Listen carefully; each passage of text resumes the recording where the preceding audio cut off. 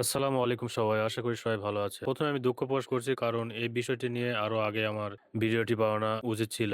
যখন আমি এর আগের ভিডিওতে অ্যানাউন্সমেন্ট করছিলাম যে আপনাদের ওয়েবসাইটটি খোলার সঙ্গে আমি একটি ভিডিও প্রকাশ করব। কিন্তু আমার ব্যক্তিগত সমস্যার কারণে আমি ভিডিওটি প্রকাশ করতে পারিনি। কিন্তু এরপরে আমি ভিডিওতে যে বিষয়গুলো বলছি আপনারা মনে রাখবেন এবং আমার চ্যানেলটিতে ফলো দিয়ে বা সাবস্ক্রাইব করে সঙ্গে থাকবেন। যেন আমি যেকোনো আপডেট আপনাদের মাঝে আমার এই চ্যানেলের মাধ্যমে জানাতে পারি। কারণ আমি নিজেও এসব আবেদন করে দিয়ে থাকি। এই কারণে যেহেতু এটা আমার ব্যবসা প্রতিষ্ঠান এবং আমি চেষ্টা করছি আমার এই চ্যানেলের মাধ্যমে আমি যেন সবাই সাহায্য সহযোগিতা করতে পারি সকল ধরনের তথ্য দিয়ে। তো সবাই পুরো ভিডিওটি দেখবেন এবং কেন হচ্ছে না সেটা আপনারা এই ভিডিওর মাধ্যমে জানতে পারবেন। আজকে আমরা দেখব কিভাবে আমরা বিমান বাহিনীর আবেদনটি করতে পারি। আমি শুনলাম অনেকেরই নাকি আবেদন করতে গিয়ে সার্ভারে প্রবলেম দেখাচ্ছে বা অনেক ইস্যুর সম্মুখীন হচ্ছে।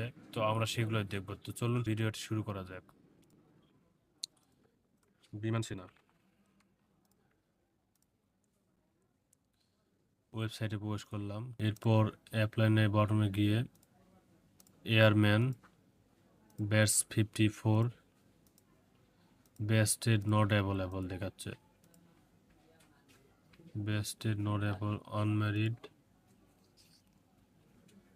ডিভিশন রাজশাহী ডিস্ট্রিক্টও দেখাচ্ছে না। তো আসলে যা বুঝতে পারলাম অফিসিয়ালি হয়তো বাংলাদেশ বিমান বাহিনী অ্যানাউন্সমেন্ট করেনি, কিন্তু আমার যতদূর জানা সম্ভব বা আমি যতটুকু জানি বাংলাদেশ বিমান বাহিনীর এয়ারম্যান পদগুলোতে, যেহেতু আমার দীর্ঘ 5 বছর আবেদন করে দেওয়ার অভিজ্ঞতায় আমরা যদি একটু আরো ডিটেল ভাবে জানতে চাই তাহলে এয়ারম্যানের সার্কুলার।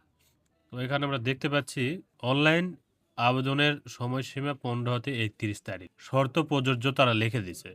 আসলে আমরা যত ধরনের আবেদন করি বা যত ধরনের আবেদন করা হয় বা করে দেই আমি, সেখানে কিন্তু কোথাও এই আবেদনের সময়সীমার মাঝে শর্ত প্রযোজ্য এই লেখাটি থাকে না। এটা যেহেতু পরীক্ষার স্থান তারা আগেই জানিয়ে দেয়, বাংলাদেশ বিমান বাহিনীর তথ্য ও নির্বাচনী কেন্দ্র পুরাতন বিমানবন্দর তেজগাঁও ঢাকা 1215 এই ঠিকানায় তারা মাঠ নিয়ে থাকে, যেই কারণে তারা চাইলেও অনেক সংখ্যক লোক নিতে পারে না। তাদের একটা নির্দিষ্ট টাইম থাকে, যেমন এখানে বলে দিয়েছে পরীক্ষার শুরুর তারিখ 1 ফেব্রুয়ারি 2026 সম্ভাব্য। তার মানে এই তারিখে তাদের মাঠ হবে। কোথায় হবে? তেজগাঁওয়ে, পুরাতন বিমানবন্দর তেজগাঁওয়ে।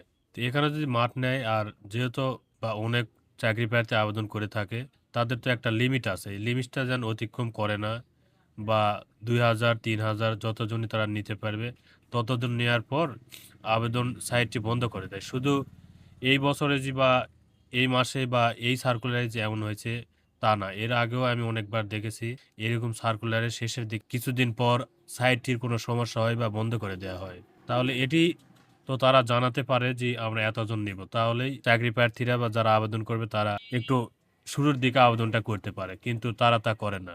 যেহেতু এখানে শর্ত প্রযোজ্য লিখে দিচ্ছে, যেই কারণে আমার মনে হয় তারা তাদের কোটাটা পূরণ হয় বা তাদের যেই সংখ্যক মাঠ নিতে পারবে, যেই সংখ্যক প্রার্থীদের মাঠ নেওয়ার পর এটা যেই সংখ্যক মাঠ নিতে পারবে চাকরি প্রার্থীদের, তাদের কোটা পূরণ হয়ে যাওয়ার পর এটা বন্ধ করে দেয়। তো এগুলো অফিসিয়ালি কোনো কথা না, এগুলো আমার অত্যন্ত ব্যক্তিগত মতামত। এরকম করাটা অবশ্যই ঠিক না। এতে অনেকেই অনেক আশা করে থাকে, এতে তাদের মনক্ষুণ্ণ হয়, তাদের মনটা ভেঙে যায়। তো আশা করি এই বিষয়ে বাংলাদেশ বিমান বাহিনী কোনো ব্যবস্থা নিবে, যাতে যারা চাকরি প্রার্থী তাদের এমন ভোগান্তি না হয়।